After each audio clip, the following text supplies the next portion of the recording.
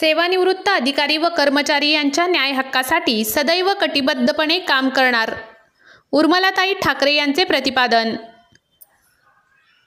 बुलढाणा जिल्हा सेवानिवृत्तांची कल्याणकारी संस्थेच्या खामगाव कार्यकारिणीची सभा झाली। सभेच्या अध्यक्षस्थानी डॉक्टर मधुकरराव पराड हे होते।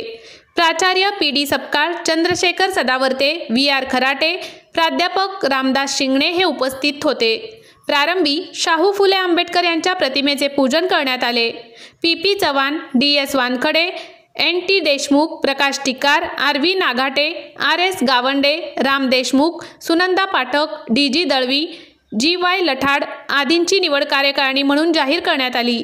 SG Rajput, PN Daivajna, BS Punkar, Satish Bhavsar, SD Patil, PS तोंडे, AT ताटे, RN Chavan, JB ठोंबळे, BU Wankhede, Sanjay Nemade, प्राध्यापक GR तायडे यांच्यासह अन्य मोठ्या संख्येने उपस्थित होते। सूत्रसंचालन NT देशमुख यांनी केले तर आभार DS वानखडे यांनी मानले।